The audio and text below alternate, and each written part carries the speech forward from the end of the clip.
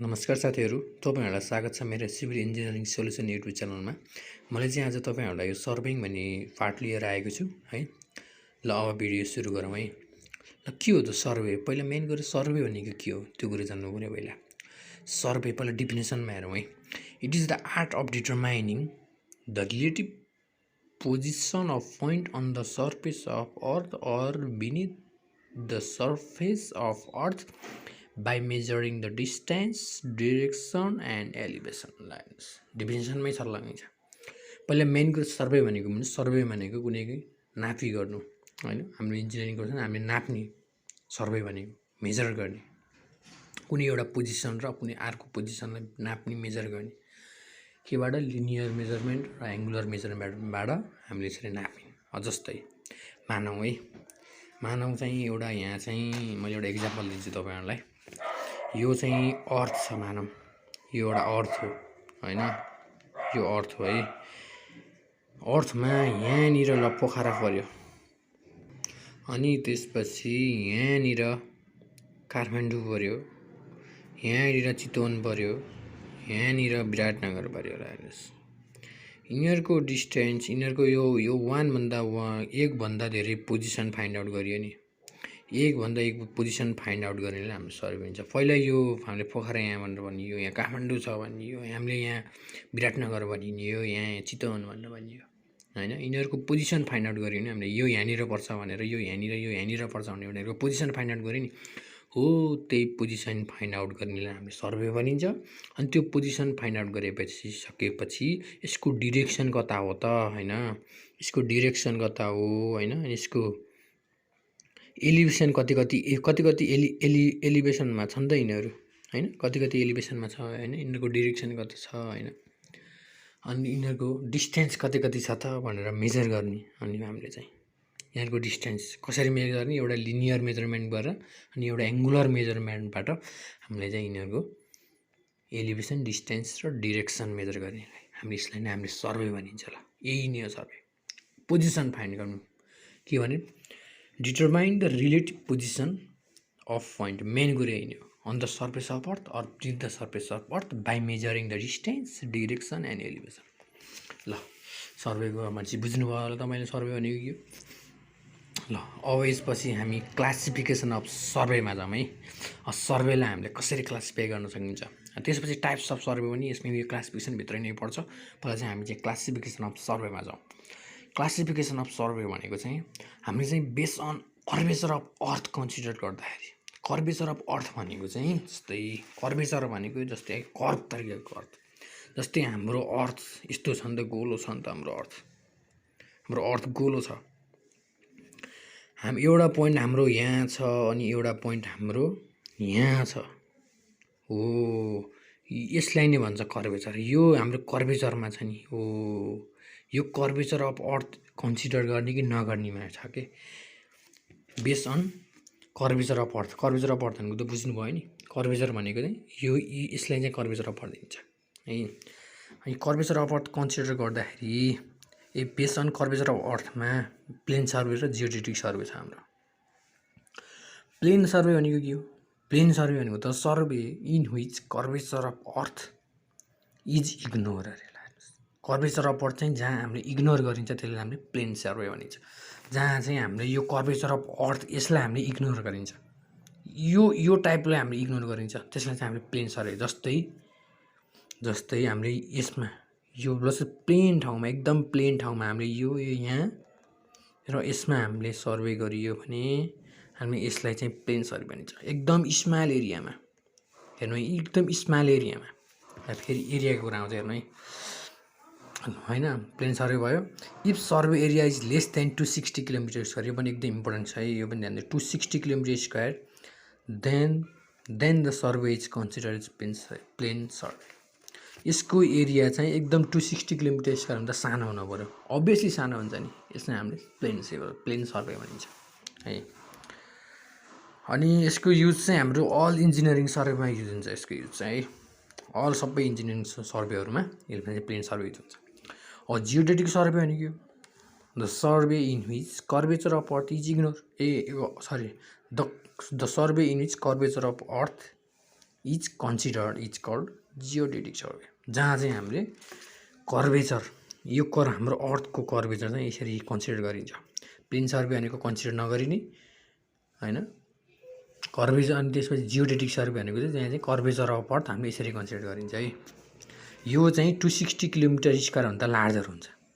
यसको यो डिस्टेन्स चाहिँ 260 किलोमिटर स्क्वायर भन्दा ग्रेटर हुन्छ। यो यसको डिस्टेन्स चाहिँ, यसलाई चाहिँ हामीले के भनिन्छ, जियोडेटिक सर्वे भनिन्छ है। ध्यान दिनुहोस् है साथीहरु, ध्यान दिनुहोस्, यो जियोडेटिक सर्वे भनिन्छ। If the survey area is greater than 260 kilometre square then the geodetic survey is consider. त्यसलाई हामीले जियोडेटिक सर्वे कन्सिडर गरिन्छ हैन। मैले अब एक्जाम्पल मैले फिगरमै देखाएँ। It is use to fix the boundary. Obviously हामीले चाहिँ यसलाई बाउन्ड्रीहरू फिक्स गर्न, जस्तै अब यसको बाउन्ड्री अब यो यहाँ होला, यहाँ होला, यसरी यहाँ होला, यसरी यहाँ होला। अब यिनीहरू दुईटाको हेर्नु त, यिनीहरू दुईटा गर्दाखेरि हाम्रो यसरी कर्वेचर आयो नि त, यिनीहरू दुईटा गर्दा नि हाम्रो यसरी कर्वेचर आयो। हेर यस्तो यस्तो यस्तो यस्तो यो हाम्रो एउटा बाउन्ड्री फर्म हुन्छ हैन। यसले चाहिँ हाम्रो एउटा बाउन्ड्री फिक्स गर्ने काम गर्छ है। ल अब एक्जाममा एकदम एक्जामिनेसन पोइन्ट अफ भ्यूमा चाहिँ यो प्लेन सर्वे र जियोडेटिक सर्वे एकदम इम्पोर्टेन्ट छ। के हो त यो प्लेन सर्वे भनेको के हो, अनि यसको भिन्नता के छ, जियोडेटिक सर्वे के हो हैन, त्यो एकदम ध्यान दिनुहोस् है। पहिलो भनेको चाहिँ it is not consider curvature of earth. Plane सर्वेमा चाहिँ हाम्रो अर्थ कन्सिडर गरे, कर्वेचर अफ अर्थ कन्सिडर गरिँदैन हैन।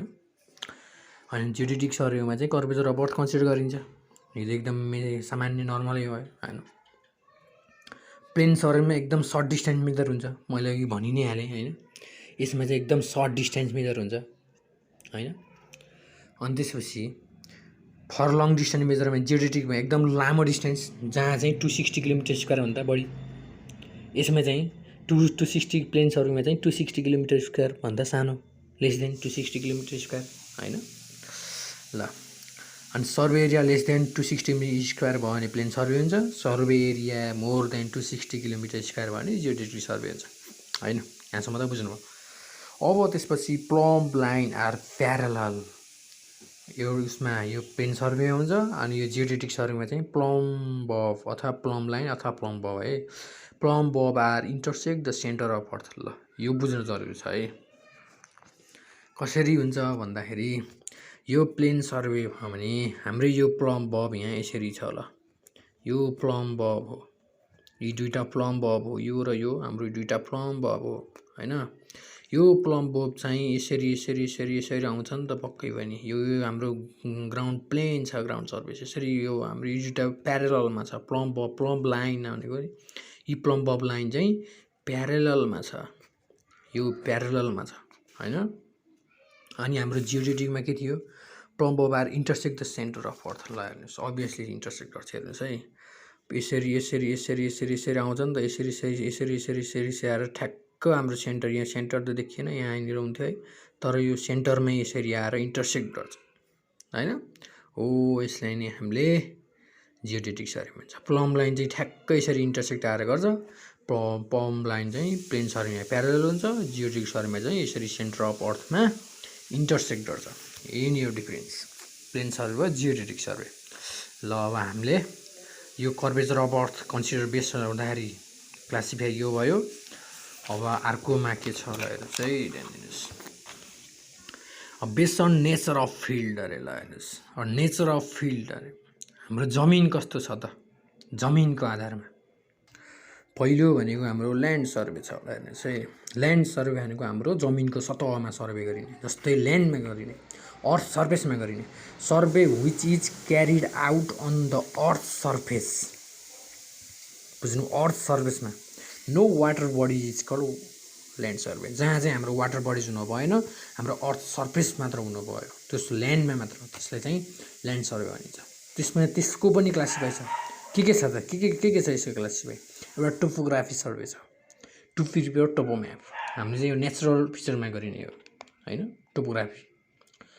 अनि यो क्याडास्ट्रल सर्वे भनेको to fix the boundary of property line, हाम्रो चाहिँ प्रपर्टी लाइनहरूलाई चाहिँ फिक्स गर्ने, बाउन्ड्री अफ प्रपर्टी लाइनलाई फिक्स गर्ने चाहिँ हामीले क्याडास्ट्रल सर्वे भनिन्छ। अनि त्यसपछि सिटी सर्वे हो, हाम्रो चाहिँ सिटीमा गरिने सर्वे।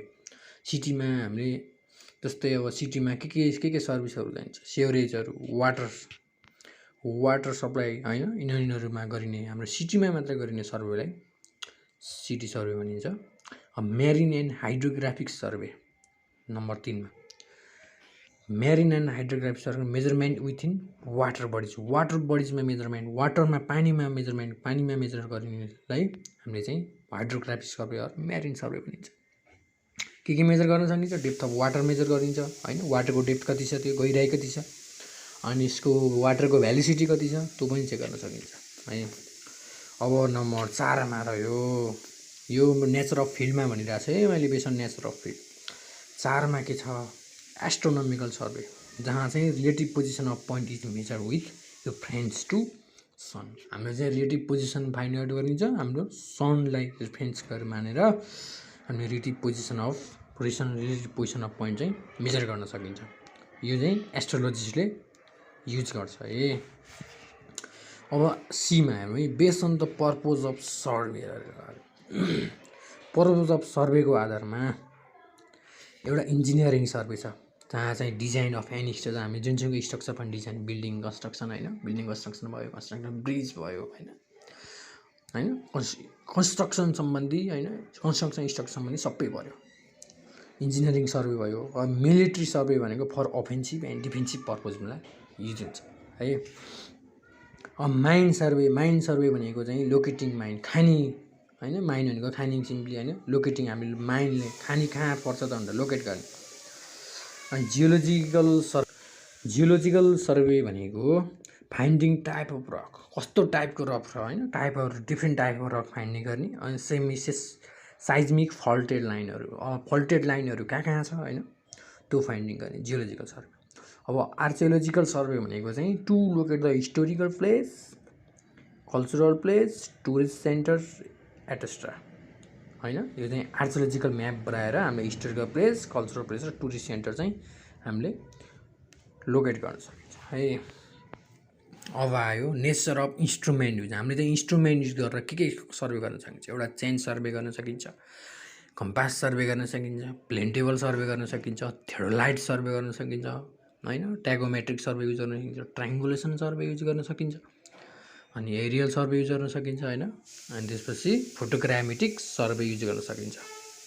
ल मैले चाहिँ आज तपाईँलाई यति गरेँ। अब मैले चाहिँ अर्को नेक्स्ट भिडियोमा चाहिँ यसको सर्वेको प्रिन्सिपल के हो त त्यो गर्छु है। आज चाहिँ मैले यति नै गरेँ, प्रिन्सिपल अफ सर्वे चाहिँ म नेक्स्ट भिडियोमा गर्छु।